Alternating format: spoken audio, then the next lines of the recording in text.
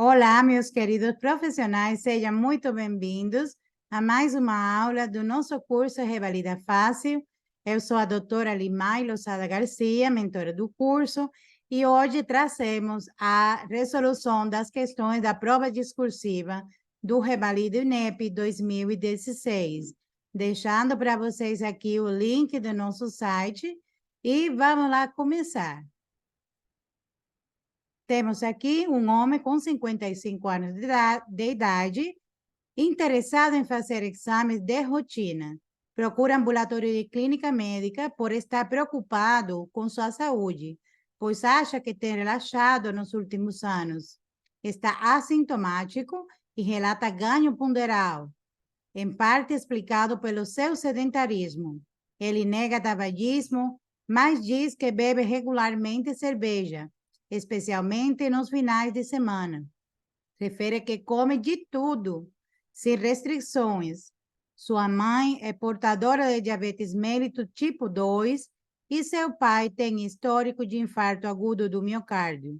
Ao exame físico, o paciente apresenta-se normocorado, hidratado e eubneico, com índice de massa corpórea de 35 quilogramas por metros quadrados, né?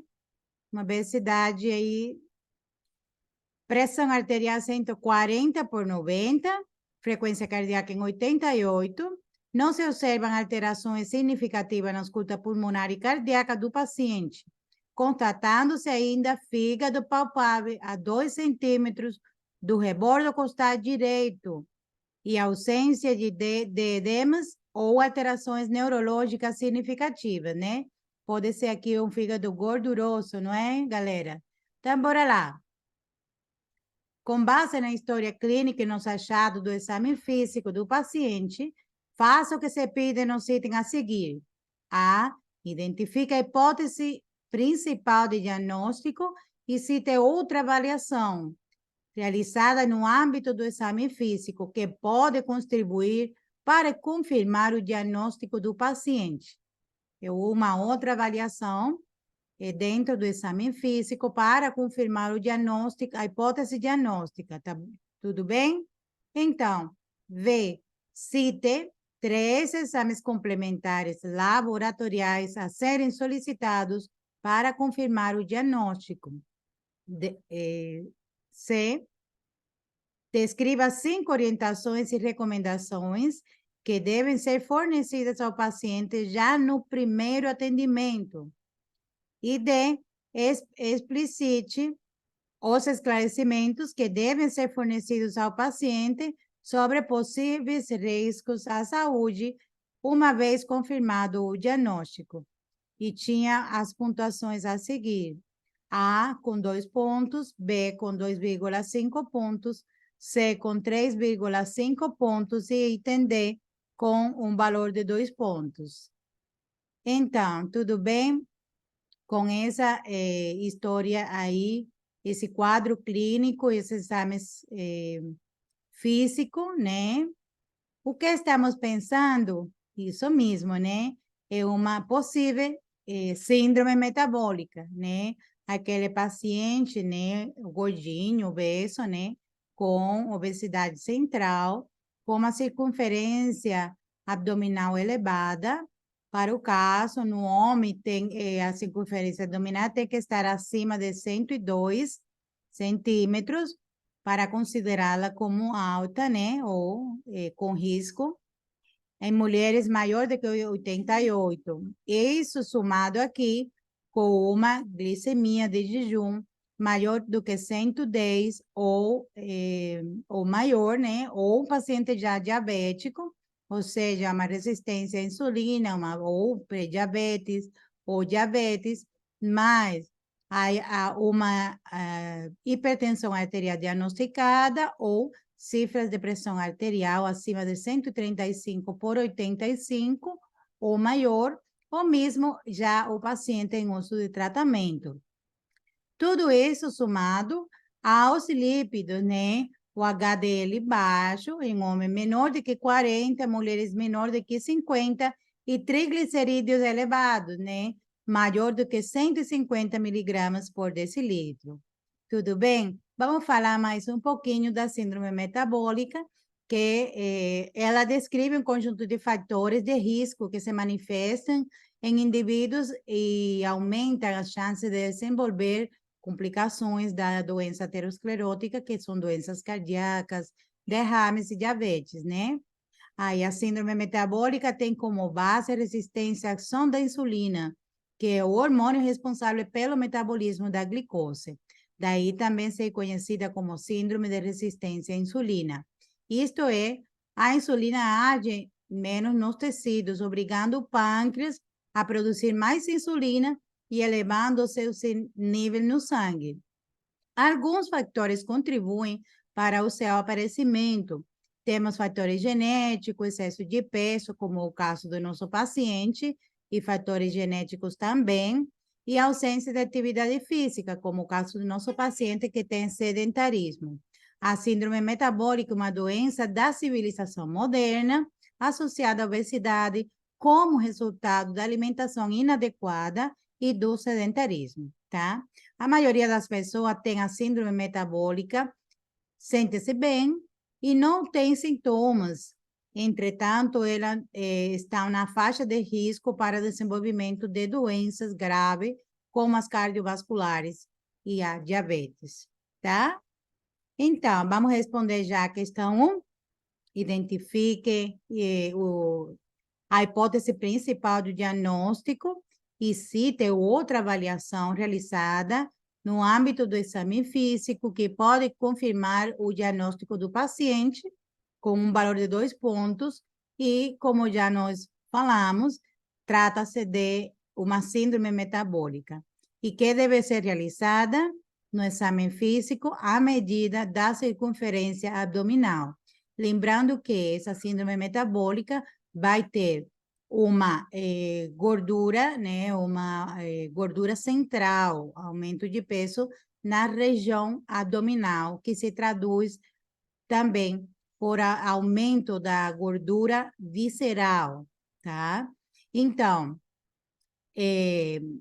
o achado da medida tem que ser superior a 102 centímetros, o que corrobora o diagnóstico da síndrome metabólica. E, bom, como já tínhamos falado em aquele slide do início, temos aqui que a síndrome metabólica, segundo o NCIP, ATP 31 ou GO2, critérios da síndrome metabólica, que é obesidade abdominal, no caso central, com as medidas já faladas, maior do que 102 para homem, maior do que 88 em mulheres, trigliceridemia maior ou igual a 150 miligramas por decilitro, HDL colesterol baixo, menor de que 40 em homens e menor de que 50 em mulheres, pressão arterial elevada, maior ou igual a 130 por 85, e glicemia de jejum elevada, maior ou igual a 110. Tudo bem? Esse é o adendo que eu coloquei aí para os critérios diagnósticos, tá? Mas a pergunta somente tinha que responder que era uma síndrome metabólica e que o achado que tínhamos que fazer, a outra avaliação no exame físico era a circunferência abdominal, que tinha que ser superior a 102 centímetros. Tudo bem? Isso aí corrobora o diagnóstico, tá? Então, item B, cite 3 exames complementares laboratoriais a ser indicado para confirmar o diagnóstico com um valor de 2 pontos, tá? Então, são necessários os seguintes.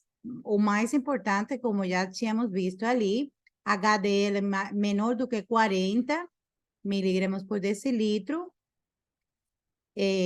triglicerídeos ou triglicerídeos maior ou igual que 150 e glicemia de jejum ou glicose sérica de jejum maior ou igual que 100 miligramas por decilitro. Isso que a banca pedia, tá bom? Então, poderia ser acrescentar outros exames, como prova de função hepática, microalbuminúria, proteína C reativa, ApoB, que é a apolipoproteína B, fibrinógeno, mas se você não mencionar os critérios laboratoriais fundamentais, que são colesterol high density lipoprotein, ou seja, lipoproteína de alta densidade, com seu valor menor do que 40, e triglicerídeos maior ou igual do que 150, e glicemia maior ou igual do que 100, glicemia de jejum ou glicose sérica de jejum maior ou igual do que 100, então aí não ganhava os pontos. Podia colocar todos esses abaixo, porque tem relação, mas certamente você tinha que ter os que estão ali no critério diagnóstico. Tudo bem? Então, bora lá. O item C. Descreva 5 orientações e recomendações que devem ser fornecidas ao paciente já no primeiro atendimento. Lembrando que o paciente estava um pouco aí preocupado com a saúde, porque hacía tempo que não revisava ela, tá? E teve um aumento de peso, um ganho ponderal bastante alto, né? Então, o primeiro que nós temos que fazer é encorajar a mudança de estilo de vida. Como que? Perda ponderal, ou podia ter colocado redução de peso, ou redução de 7 a 10% do peso em um ano, tá? Dieta com restrição calórica, pobre em carboidrato e rica em frutas, vegetais, granos, carnes magras como frango, peixe. Ou também poderia ter colocado redução da ingesta de gordura saturada, gorduras trans e colesterol. Tinha que encorajar o paciente na atividade física com início gradual para minimizar lesões, mínimo 30 minutos ou mais de exercício de moderado impacto diário ou pelo menos 5 vezes por semana. Então, olha aqui uma coisa interessante, né? Nos primeiros 20 minutos do exercício, o corpo ele vai obter a energia dos carboidratos que estão circulando, tá? A partir já dos 30 minutos, ele começa já a utilizar as gorduras, mas não é até os 40 minutos que ele começa, seja, fecha aquele ciclo de utilização das gorduras. Tá entendendo? Para a obtenção da energia. Então, tem que fazer exercício, se é cardiovascular, 20 minutos, mas no caso do nosso paciente, tem que fazer exercício mínimo 40 minutos, 3 vezes por semana, ou pode fazer 40 minutos, 5 vezes por semana. Se ele quiser fazer mais, tudo bem, beleza. Mas lembrando sempre que tem que começar com exercício cardiovascular para baixar de peso, ou seja, exercício de resistência, não fazendo peso, porque fazer peso, carregar peso, né, vai trazer uma afetação maior ao músculo cardíaco. Tudo bem? O que queremos não é hipertrofiar o músculo, mas sim aumentar a cavidade do coração, para melhorar assim a resposta à resistência periférica. Então, aí temos que também lhe falar de começar devagar para evitar lesões. Tudo bem? Então, redução da ingestão de sal, redução da ingestão de sódio, ou dieta hipossódica, ou restrição de sal. Podia colocar qualquer um desses termos, o que você tinha que colocar, que tinha que diminuir ou restringir, né, a ingestão de sódio na dieta, porque aumenta a pressão arterial, certo? Redução da ingestão de álcool, ou moderação de álcool, ou restrição de álcool, ou abstenção de álcool, que seria o ideal. O paciente está tomando todo final de semana, ele toma cerveja e vai, primeiro, né, aumentar a pressão arterial. A cerveja, ela aumenta muito a pressão arterial, além disso, pode ter aí ou seja, uma adesão a essa droga, né, que é o álcool. Então, isso temos que evitar em todos os pacientes, tudo bem? Então, o D, explicar os esclarecimentos que devem ser fornecidos ao paciente sobre possíveis riscos à saúde uma vez confirmado o diagnóstico com um valor de 2 pontos. O diagnóstico de síndrome metabólica está associado a quê? A suas complicações de doenças ateroscleróticas, né? Que são as doenças cardiovasculares ateroscleróticas, ou poderia ter colocado doença cardiovascular ou infarto agudo do miocárdio, ou doença coronariana, ou mesmo também doença aterosclerótica com acidente vascular cerebral. Tudo bem? Ou acidente vascular cerebral, propriamente dito. Também está o risco aumentado de desenvolvimento de diabetes mellitus tipo 2, ou poderia ter colocado diabetes mellitus do adulto, ou diabetes mellitus ou intolerância à glicose, qualquer um desses termos. Lembrando que tem obesidade, de resistência à insulina, certo? Pode ter resistência à insulina e tem antecedentes genéticos familiares de diabetes mellitus, além dos antecedentes do pai com infarto agudo do miocárdio, tá certo? Que a genética, né, a herência está aí muito à flor da pele do paciente, tudo bem? Então, aqui trazemos a referência da bibliografia. Interessou-se? Então, venha conosco a continuar descobrindo como caem os diversos temas discursivos e objetivos com o nosso curso Revalida Fácil. Estamos aguardando por você. Aí, doutor, é hora de voltar para casa. Nos procure pelo link www.revalidafácil.com.br/. E aí estão todas as redes sociais, Instagram Revalida Fácil Oficial, em Facebook Revalida Fácil, YouTube Revalida Fácil, e aí está nosso telefone direto pelo WhatsApp, mais 55 47 999 111 666.